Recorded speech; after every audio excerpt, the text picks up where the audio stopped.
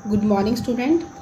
This is third chapter, second part from first flight, the black aeroplane. इसमें जो pilot हैं जो Paris control में फ़ोन कर रहे हैं कि मैं जो है इंग्लैंड के रास्ते में हूँ, तो वहाँ से पेरिस कंट्रोल से तुरंत उनको एक रेडियो से जो आंसर मिलता है कि DS088 I can hear you, मैं आपको सुन सकता हूँ या सुन सकती हूँ. You all to turn 12 degree west now, DS088 over. जो ये ओवर है ये किसी मैसेज को सिग्निफाई करता है कि आपकी मेरी बात जो ख़त्म हो गई है, आप यू कैन टेल, आप बता सकते हैं. तो जो पायलट होते हैं वो प्लेन उड़ाते समय दे यूज़ कंपास, वो कंपास को यूज़ करते हैं which indicate them directions. So I checked the map and the compass, switched over to my second and last fuel tank. तब मैंने अपने मैप को चेक किया, अपनी कंपास को चेक किया और मैंने switch over to my second and last fuel tank. जो उनके पास जो लास्ट फ्यूल टैंक बचा हुआ था उसने उसको भी क्या किया, स्विच किया, ऑन किया उसको. And turn the Dakota 12 degree west towards England. और फिर पायलट ने क्या किया, अपने डकोटा को 12 डिग्री वेस्ट इंग्लैंड की तरफ टर्न कर दिया.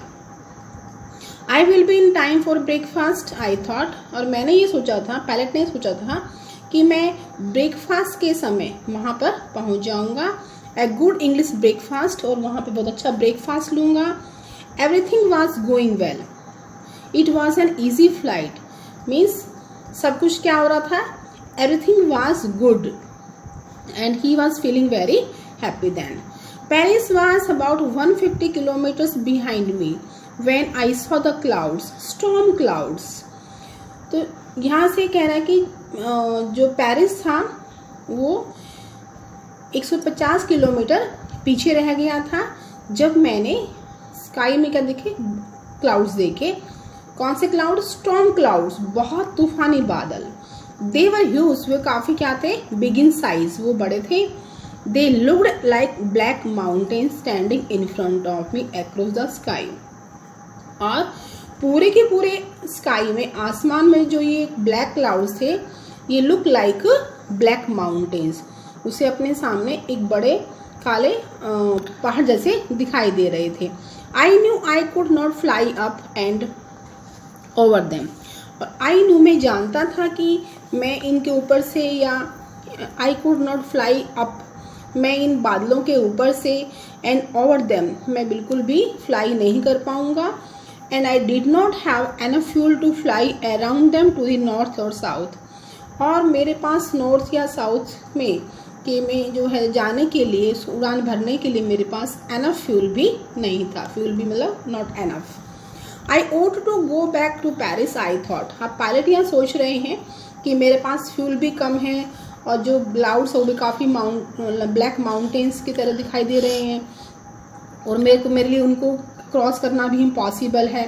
तो उन्होंने सोचा कि मुझे वापस पेरिस, जो कि वहाँ से 150 किलोमीटर्स की डिस्टेंस पे है, मुझे वापस वहाँ से चले जाना चाहिए. I thought but I wanted to get home, I wanted that breakfast. लेकिन पायलट ये सोच रहे कि मुझे वो घर जाना चाहते थे, वो उस ब्रेकफास्ट को लेना चाहते थे. So I will take the risk. इसलिए पायलट ने रिस्क लिया. आई थॉट कि मैं रिस्क लूँगा and flew that all Dakota straight into the storm. और तब उसने क्या किया, अपने डकोटा को सीधे तूफान के अंदर से ले गया. इनसाइड द क्लाउड्स, जब उसने स्ट्रेट स्टॉर्म के अंदर अपने डकोटा को डाला, अंदर भेजा, inside the clouds everything was suddenly black.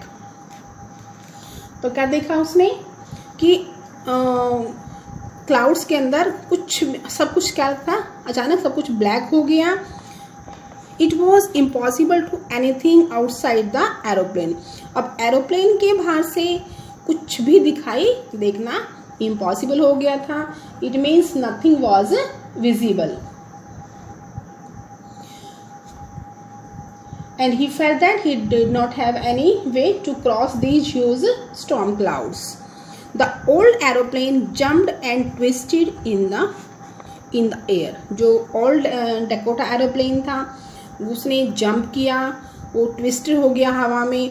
I looked at the compass, I could not believe.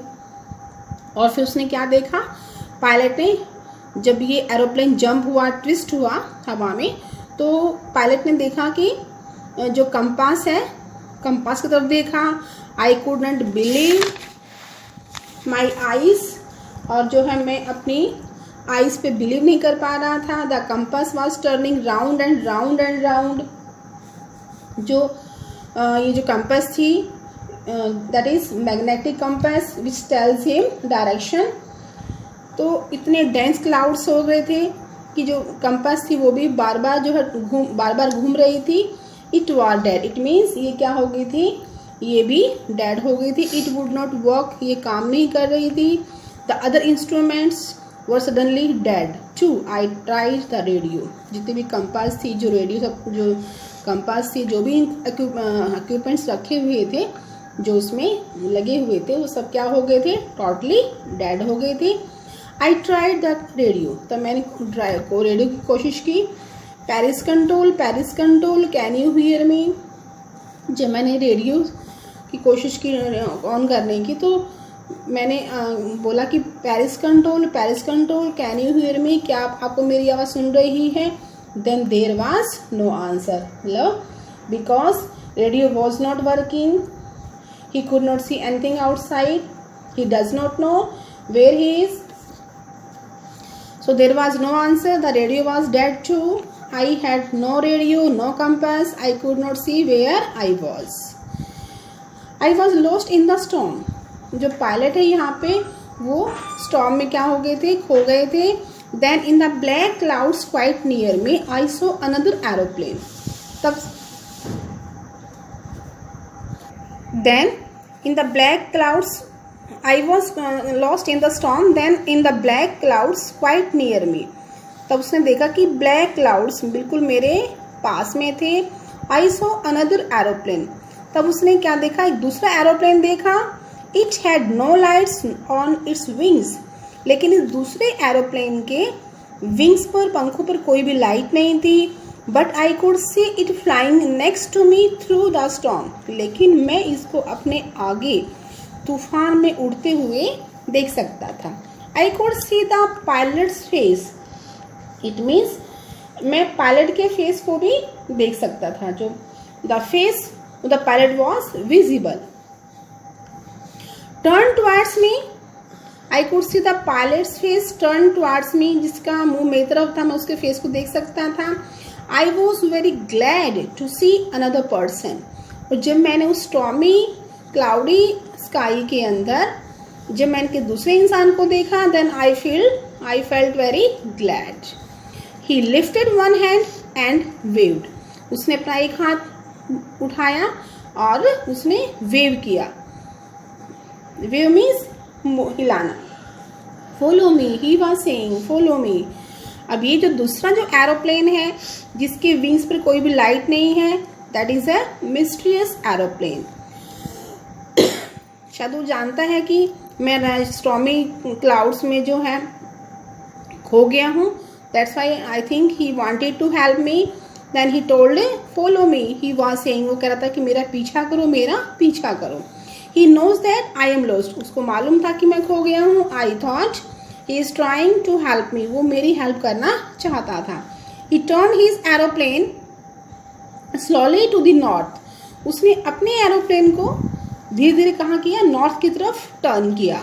in front of my Dakota, बिल्कुल मेरे डकोटा एरोप्लेन के सामने। so that it would be easier for me to follow him, उसने मेरे Dakota के सामने अपने aeroplane को क्यों टर्न किया, so that it would be easier for me to follow him, ताकि उसको फॉलो करना मेरे लिए बिल्कुल ईजी हो जाए। I was very happy to go behind the strange aeroplane like an obedient child. And I was very happy, मैं बहुत खुश था, to go behind the strange aeroplane, उस mysterious aeroplane के पीछे जाने में मुझे बड़ी खुशी हो रही थी। And I was following him like an obedient child. What is obedient child? Such a child who obeys elders, और मैं एक ओबीडिएंट चाइल्ड की तरह है उस स्ट्रेंज एरोप्लेन का पीछा कर रहा था। After half an hour, the strange black aeroplane was still there in front of me in the clouds. और आधा घंटे के बाद भी वो स्ट्रेंज ब्लैक एरोप्लेन अभी भी क्लाउड्स में मेरे सामने था। तो students, till here you will read second part, the black aeroplane, at home and revise it. Thank you.